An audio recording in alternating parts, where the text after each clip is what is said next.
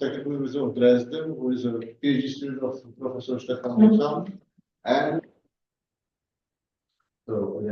so ladies and gentlemen, welcome. So it's my pleasure to have here Kai Richter, a PhD student of Professor Stefan Nečas from the Technical University of Dresden, as a speaker today, and he will speak about dimensional reduction for elastoplastic rods in the bending regime. Yes, so thank you very much, and thank you very much for the opportunity to be able to talk about my research here today in this nice seminar, and I'm very happy that quite a few people here. Also, I've seen some more on Zoom. Yeah, okay, this work that I want to present today is a joint work with my supervisor, Stefan Nečas. And yeah, so what is the problem that we are interested in here today? As a basic example, you can imagine the paperclip. Well, it's not so fancy, but it serves as a good example. So as you all know and love, paperclip is a thin rod, and it exhibits elastic and plastic bending deformation. And well, both of those are necessary for it to function like it's intended. So in this work, we want to take a model for a situation like this and a full 3D model of elastoplasticity. And then we want to pass to a limit when we let the thickness of the swab tend to 0 and obtain an effective bending torsion model.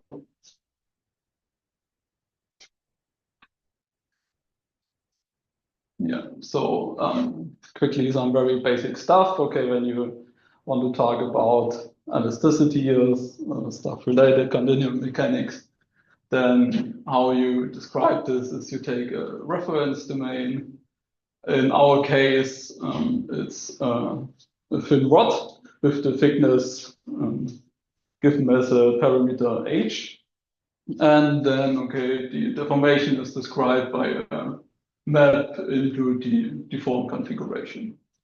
Before I tell you more about the situation, the slide here, what's more to it, I want to take a step back and first talk a little bit about just static elasticity.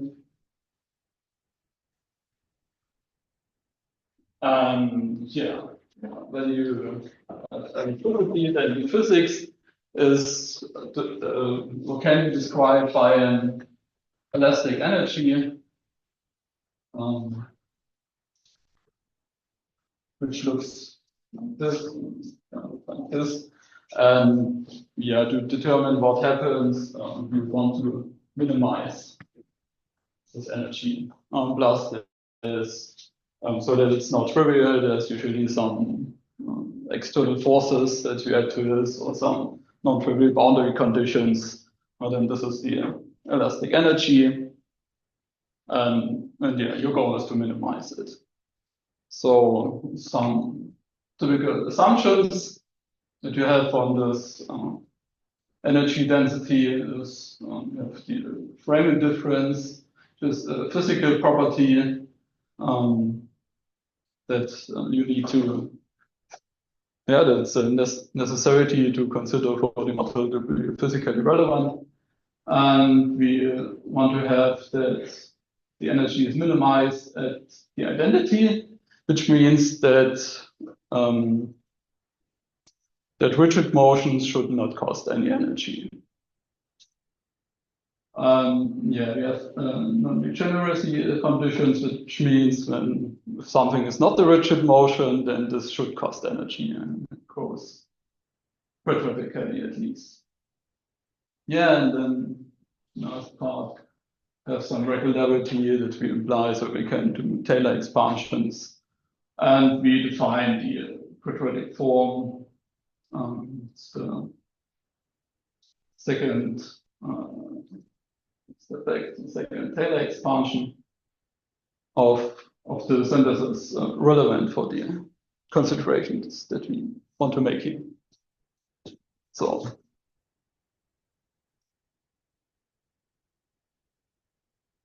far so good. Then, okay, we want to study the limit as h tends to 0.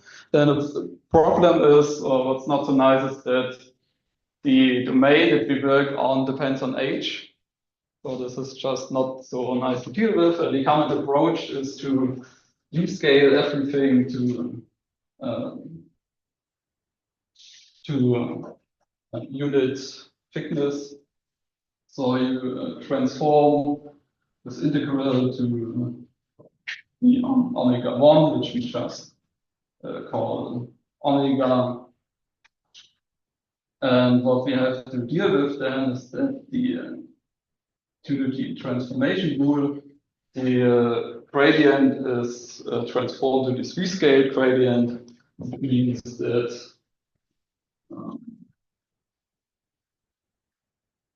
in the second and third component, we have to divide by h in order to transform, deal with this transformation.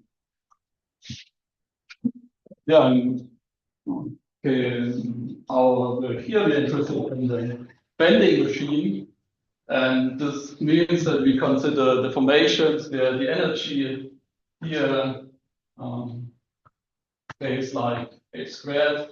So I mean, this here not the same with the spin domain. Okay, take this up to the scaling of this domain. And this energy here scales like h squared for deformations in the bending machine.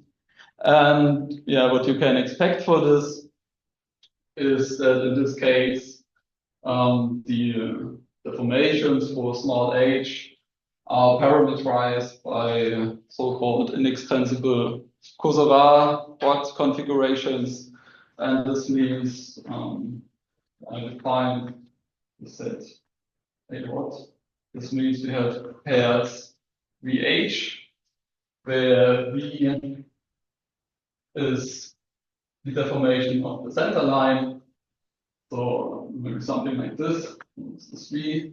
And R is a rotation field which describes or which means that at each point on this line we have such a rotation, and this describes how the profile is oriented. So with such a model, we can describe bending of this rod and torsion, so twisting of this rod. And yeah, they satisfy the conductivity condition that the derivative of V is just the first component, the first column of R. So one of these is orientated in direction of the center line. So yeah, and by so what is the connection with the scaling h squared?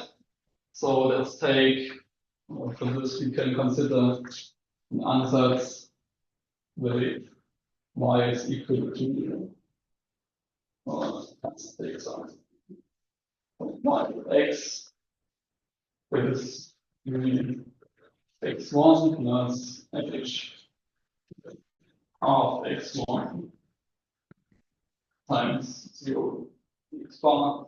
And this is exactly the ansatz that you would take from this picture here. And then, okay, we calculate this rescale gradient. And when we do so, okay, right with respect to x1, we have this one here plus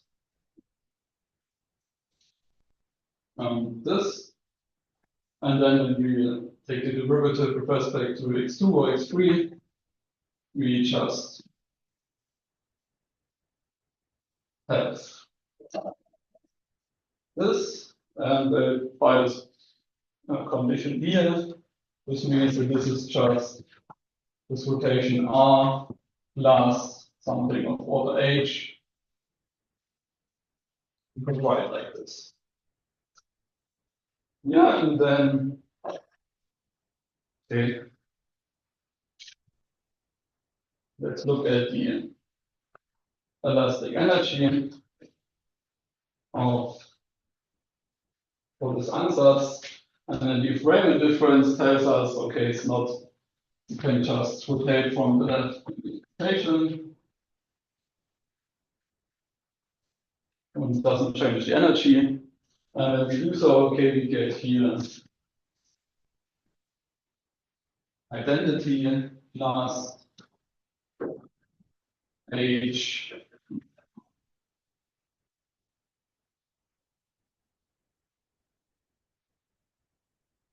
values, this bar here missing. Yeah, and this term here, transpose partial on R, that appears here, and we give this a special name this KR. It's a nice technique. I hope it's readable. Chalk is not working so well.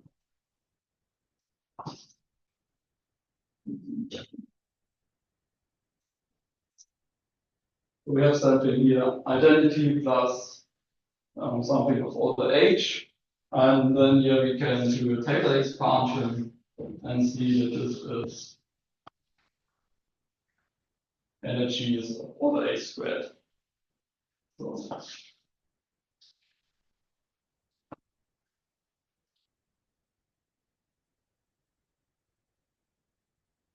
yeah, just some heuristics here, but you can make this rigorous.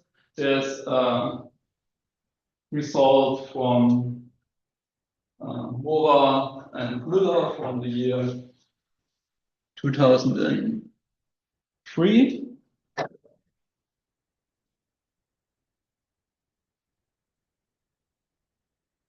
Which says that indeed when we take a functional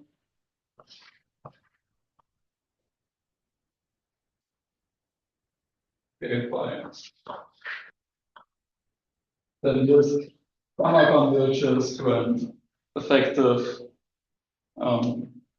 energy as H tends to 0, and this energy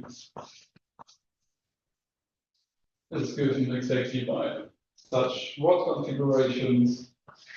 And I'm something that like something that's quadratic in this K term.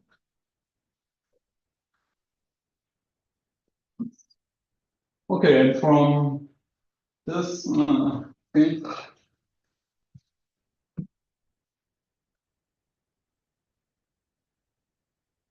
this we can already infer some motivation why such considerations might be interesting.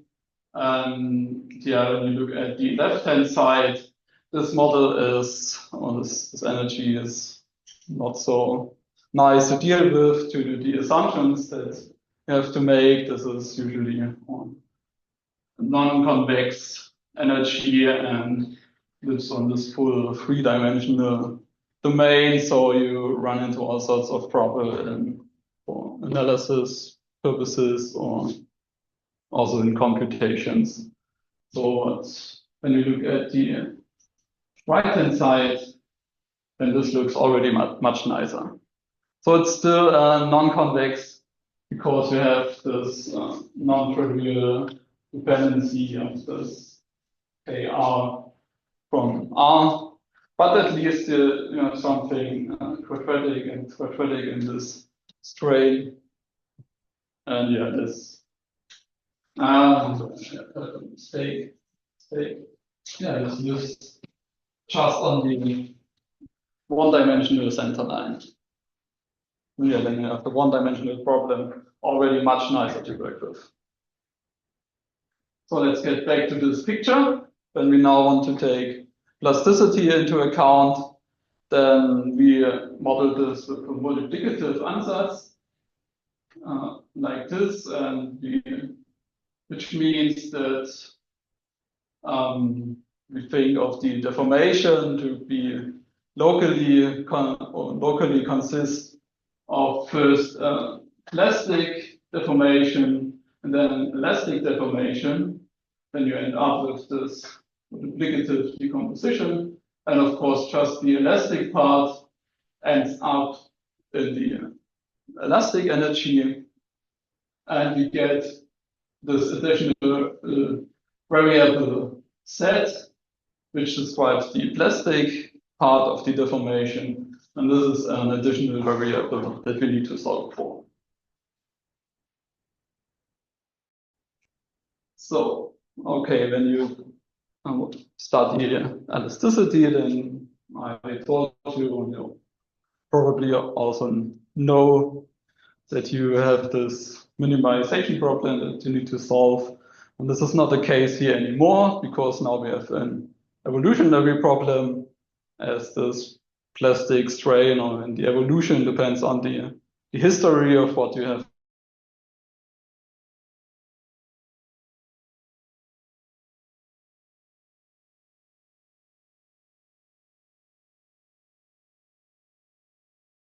Force balance, and this determines you then a rate-independent system. I want to say it.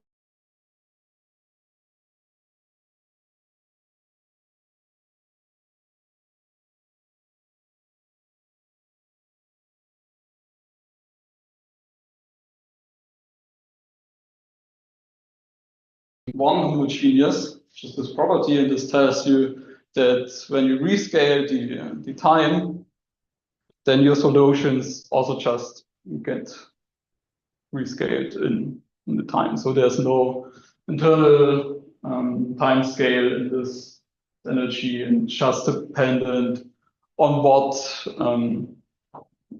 maybe what's the time dependence of the external loadings that you put into the system.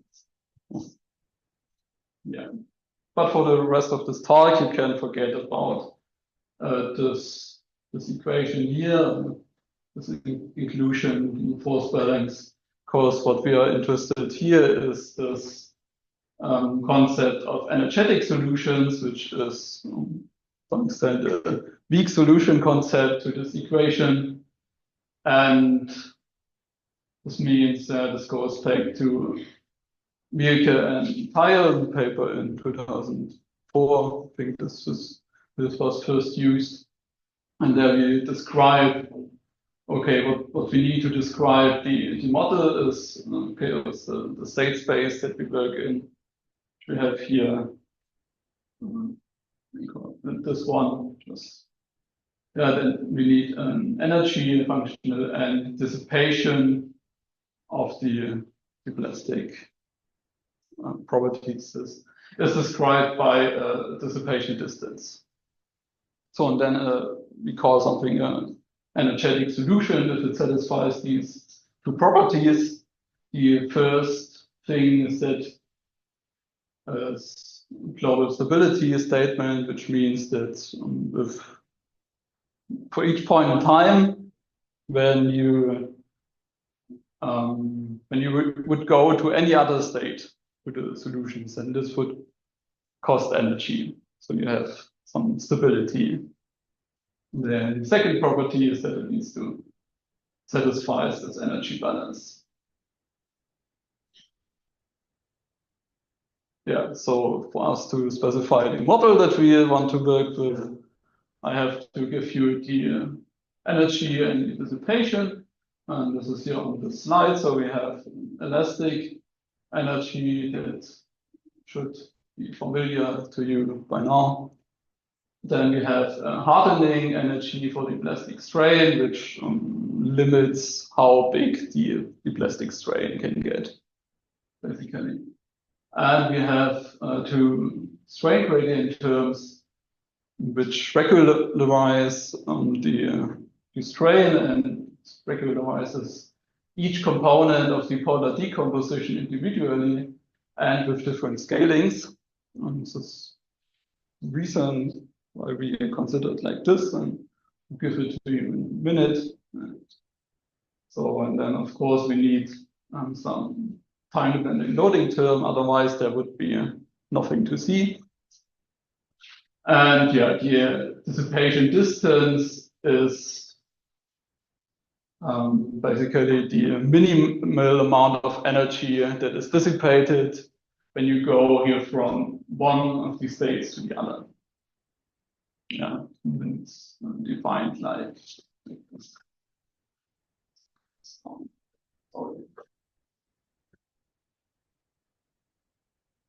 So yeah, I would say the most interesting part of this definition is here the strain gradient terms, because this is not really standard to introduce exactly in this form, and I want to tell you why we do it like this, and the two reasons basically why we introduce this term. First reason, of course, is we need, or at least it helped us a lot, to have some more regularity on the functions, and yeah, for this we introduce strain gradient terms. So what kind of regularity do we gain? We gain that we can control distance to the set of rotations in L infinity. And yeah, how can we do this? Okay, by polar decomposition tensor, this is distance of the rotation. It's just going to write this here, and then of course we can just use Poincaré and Rory or Sobolev inequality. See if this is bounded by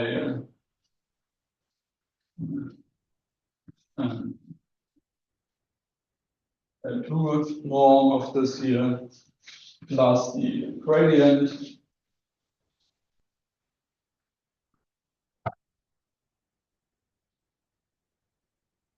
And this in LP.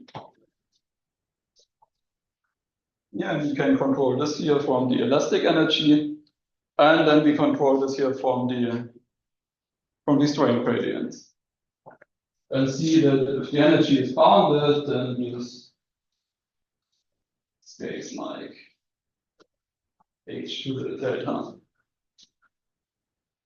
So already here we see that this distance in L infinity converges to 0, which is very nice to have. So, for example, helps us to do Taylor expansions, because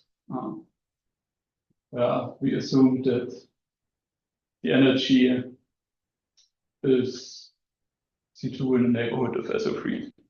So be able to use this, we need such a regularity.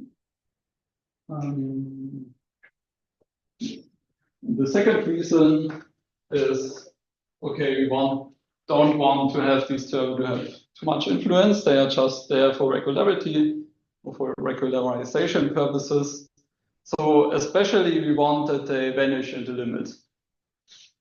And some reason that you can see that this might work with such terms is that, again, when you take this ansatz y,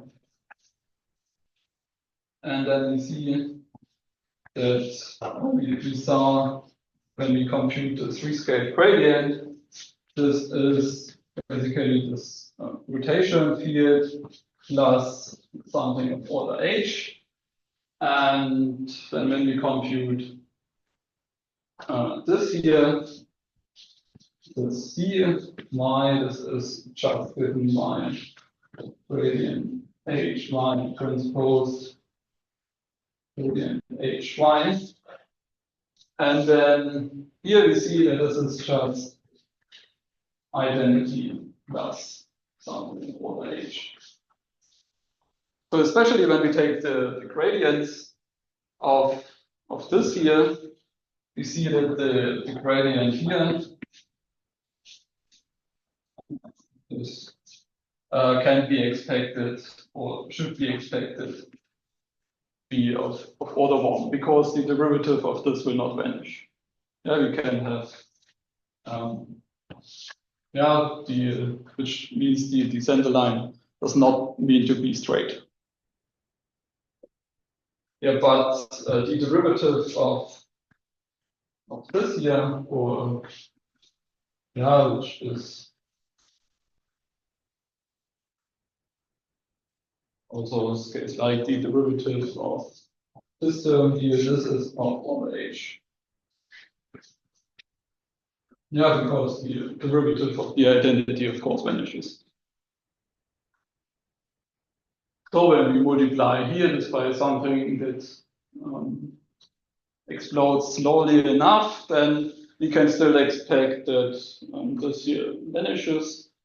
But here in the other term, we have to multiply something that vanishes in order to be able to see that this vanishes in the limits. But yeah, mostly we are interested in the regularization of this term here to get this result.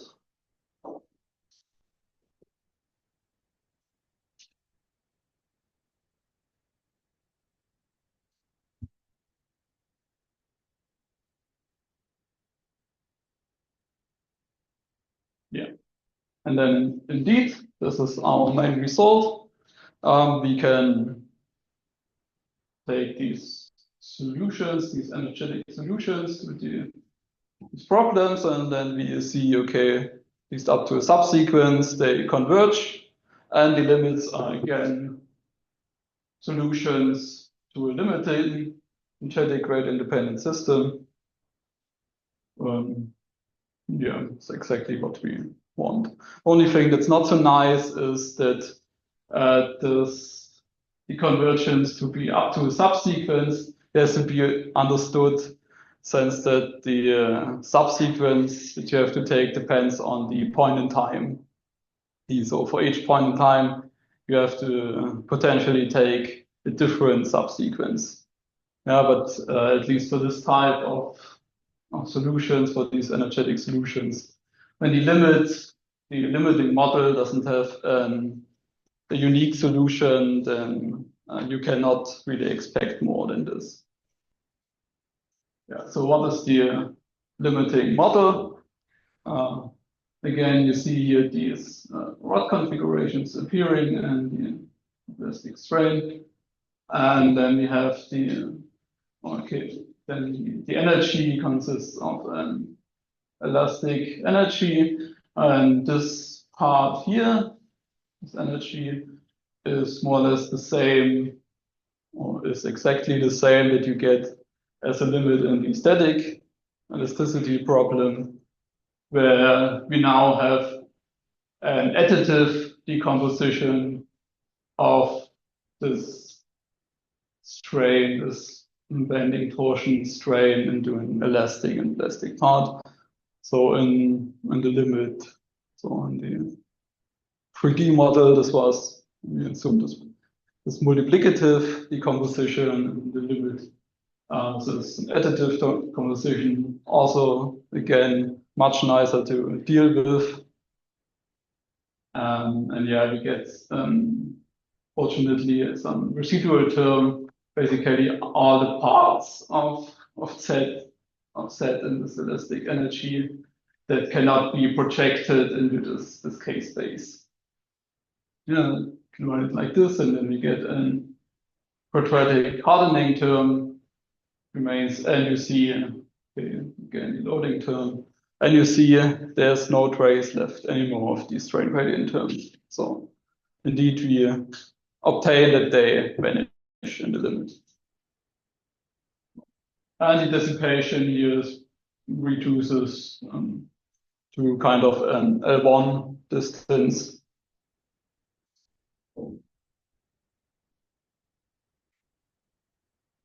Yeah, before I come to the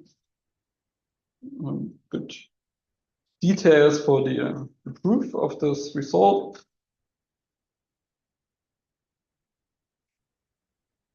I want to quickly tell you how this fits into the existing literature. And let's do this quickly because, okay, probably many of you know the work that started this type here of rigorous analysis. Was this result here by physical James and Miller from 2002. And there they introduced this geometric rigidity estimate, which is really important for these type of purposes, exactly especially for compactness statements. And yeah, based on this, I've also been results on rods, the one by Mocha and Müller that I showed you earlier, and some extensions to this result, especially the one with pre-strain. So this pre-strain is similar to the plastic strain. You also get this multiplicative decomposition. And so for this work, we can infer some things on how to deal with this strain from this work here. On the evolutionary side, there are basically in this direction these two results here for elastoplasticity. First, 2013 result where they started with up to the strain gradient terms, the same model that we use here, and then they studied linearization of this model. And this is also for the approach that we use here to show this convergence of solutions. This is the base work that we use here. Using the same approach, there's also a result we study a dimension reduction of this model to a von Karman plate model. And related, there are also results in viscoelasticity, and also have this linearization result and von Karman plate and rod theory results a little bit. But yeah, when we take these evolutionary results here, all that they have in common is that the limiting models that are obtained in these works are basically linear, especially you have infinitesimal deformations in the limit, and your state spaces that you work in are linear, just some Banach or even Hilbert spaces. And yeah, this is not the case anymore in the thing that we study here. Because you saw bending deformations are macroscopic deformations, and especially the state space that we work in with these rod configurations. This is a non-convex domain. You can or might imagine that this leads to all sort of problems that we need to solve here. And yeah, to our knowledge, this result that I present to you here is the first result in this direction that deals with these macroscopic deformations, the limit. So there's some interesting things happening here. So how can you pass to the limit? Yeah, also on the last slide, but I didn't mention it. There's so you would like to have something like a gamma convergence theory for this type of problems. Gamma convergence tells you, okay, you have to show these properties for the functional, and when you showed this, then you can see that minimizers converge to minimizers of the limiting problem, and you would like to have something like this here. And for this, there's this nice theory of kind of an evolutionary gamma convergence for these energetic rate-independent system. And yeah, you have to show three statements very similar to gamma convergence. First, you have compactness result, which tells you that you can extend the converging subsequence. And yeah, this is not, this is basically the same that you want to have in the static case. So I would mark this as solved. There's not much new here. Yeah, what to use more or less is the geometric rigidity estimate to obtain this compactness. And the second is you need to separate the min inequalities. It's very similar to regular gamma convergence, and one for the energy and one for the dissipation distance.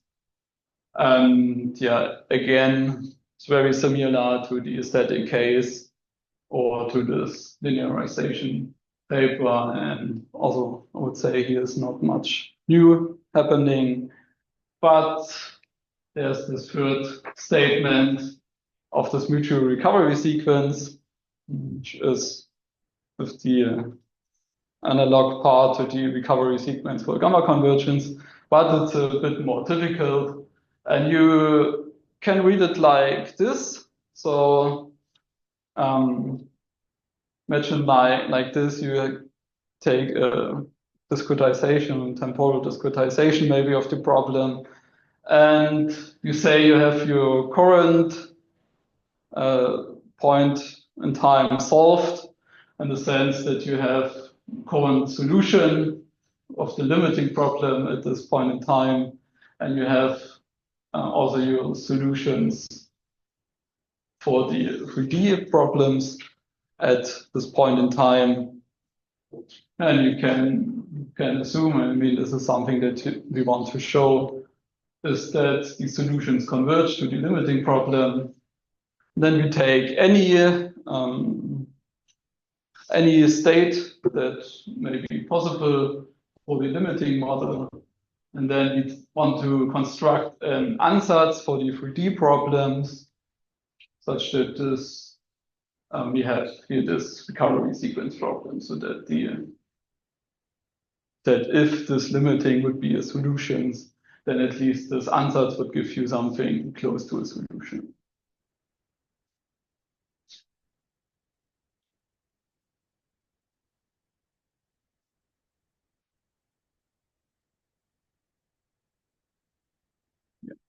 Once you have shown these three properties, so this last property is the one that really makes the most trouble.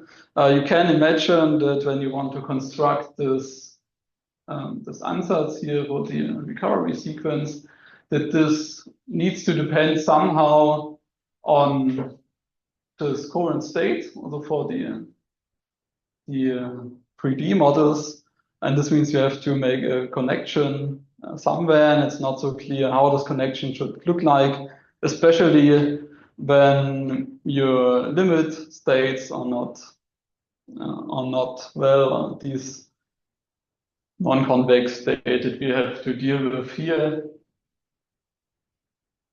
And yeah, this is the main trouble, how to construct this recovery sequence, and how should this depend on the current state. So, yeah.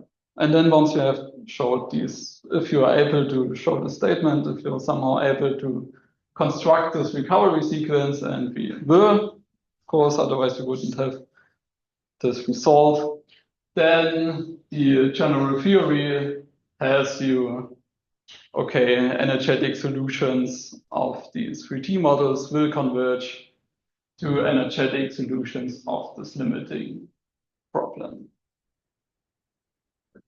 So let me show you a bit the idea how or what you need to solve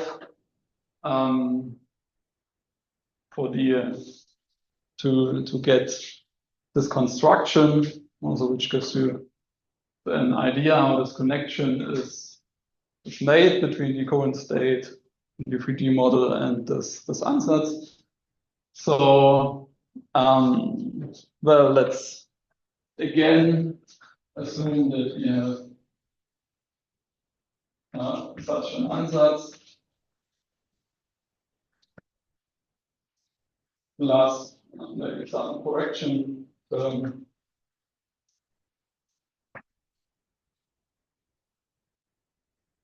Yeah, the compactness tells us that this is a good ansatz to make, and let's assume we also use such an ansatz for YH hat.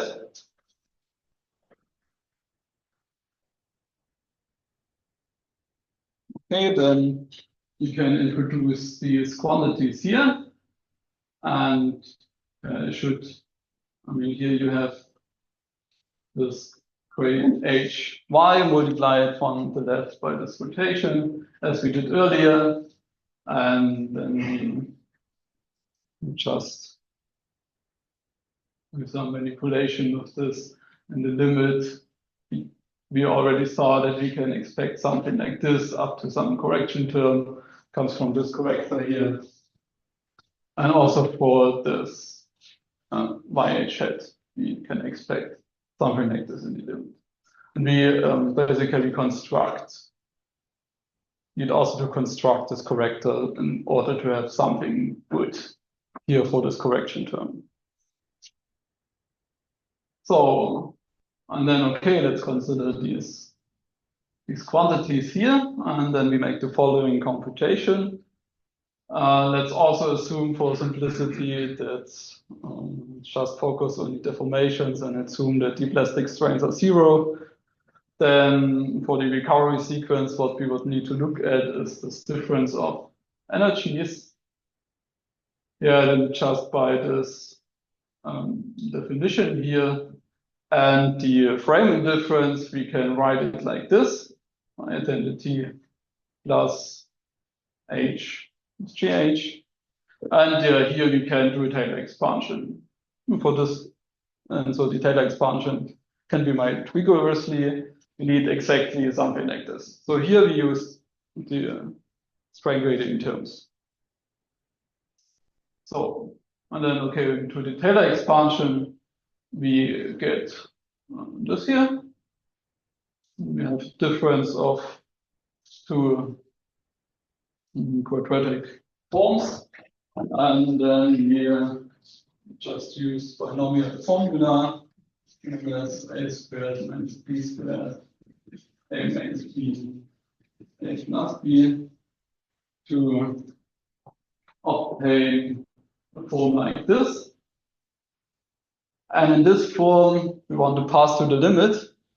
And indeed, we can pass to the limit if we have these two properties. We have V convergence of this GH hat, and of course, also from the compactness, we obtain V convergence here of GH to G. But if we also need strong convergence of the difference, so then we have here strong convergence sequence times V convergence sequence, and for this we can pass to the limit. For using something like this is also sometimes also use the quadratic structure of this limit function. It's also sometimes called quadratic trick that you use. So, but this tells you something about the goals that we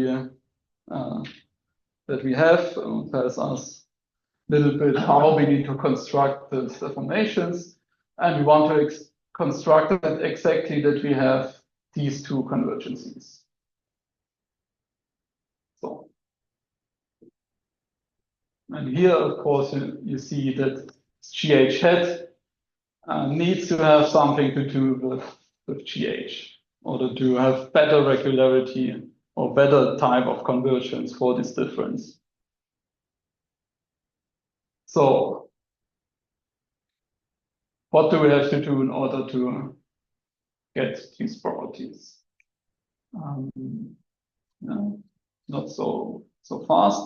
Okay, let's focus on a little bit easier problem or easier problem. Let's maybe we saw this gradient h of y is basically just this rotation. So let's focus just on these rotations here for now. And yeah, when you basically replace these gradients just by these rotations, then something you want to solve this, that you have given this r and r hat again, and h coming from this yh, and this is such that this converges, let's say, in x1 completely. And yeah, let's take the okay, our idea to obtain this is to make a multiplicative ansatz. So in order to construct RH hat, we take R hat. So of course this should converge to this. But it should also have something to do with RH. So let's take this ansatz. So this is also for small h. This is closer to the identity.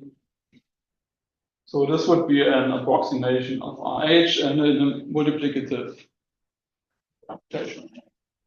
So now when you compute with K H hat, this was defined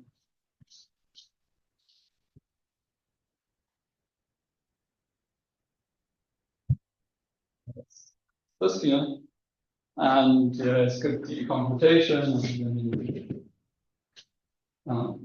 you do it to see this is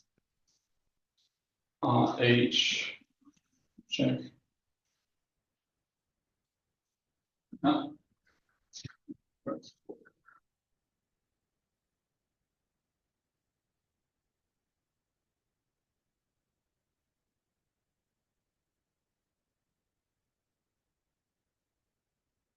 It looks like this. Yeah, and then you see, okay, from this convergence, you obtain that this one also converges weakly to KR. But this one here, I mean, this here is constant in H, and this here converges strongly.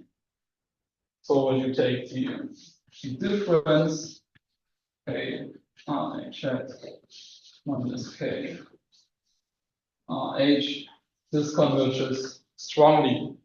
And this was exactly the things that property that we had to solve.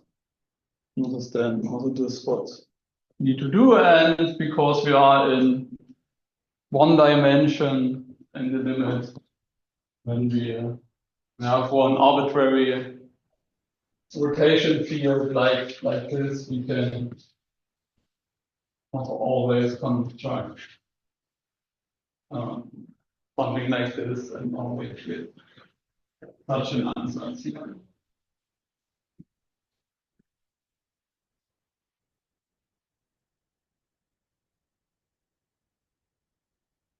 Yeah, which are because of this compatibility condition for this to obtain this power H hat, you just need to integrate. Yeah, and I mean this solves the first problem, and then we just need to deal with these corrector terms more or less. I mean, full details are a little bit more complicated.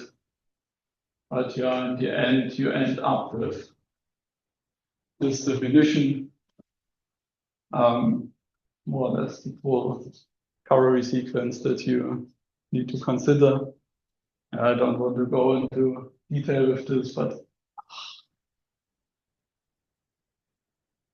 but yeah, again, you see we indeed use this ansatz plus some corrected term, and yeah, the corrected term, we need to deal with these corrections.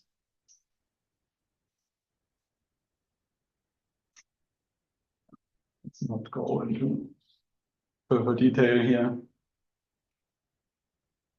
Okay, yeah, with this, we're also coming to an end soon. Just want to tell you a bit what I'm currently working at and what I would be interested to take a look at. So what I try to do is to, currently doing is I want to do some simulations for this limiting model.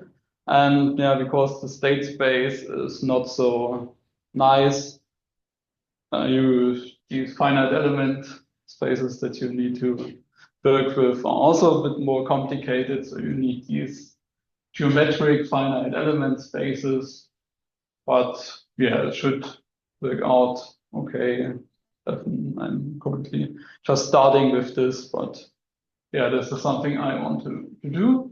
And what I'm also currently doing right now, or what I have been doing in the last up to now, I'm also currently working at is study the analogous problem for viscoelastic model and also obtain dimension reduction result in the spending limit, and yeah, those results are nearly ready. Yeah. And the things that I would like to solve for the future that I would be interesting is to study this problem for plates, or maybe also ribbons as a step in between, because yeah, the situation for plates seems to be far more involved for these rods. For example, when you take this consideration here, there to go from this rotation field to this ansatz for the deformation, we use that we are in 1D. Because in multiple dimension, this rotation field would need to solve some compatibility conditions, would not be able to be arbitrary. And yeah, then it's more difficult. What kind of ansatz could you use here in these state spaces for isometries or so are even more complicated than here. All sorts of problems that appear for the plate case. Yeah. And something for the viscoelasticity, it once we solved this.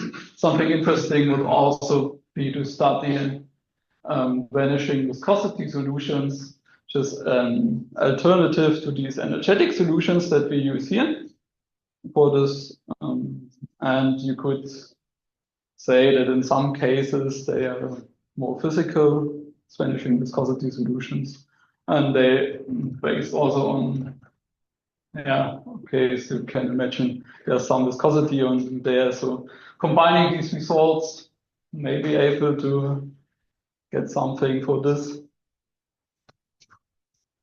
Yeah.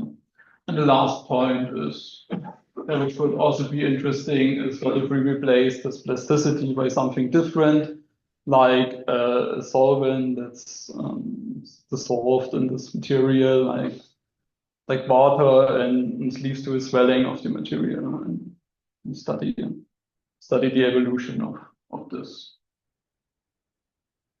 Yeah, just thank you for your attention, for being here and listen to me talking. If you're interested in the details, the paper is available on arXiv. And yes, thank you very much. guess it's time for some questions.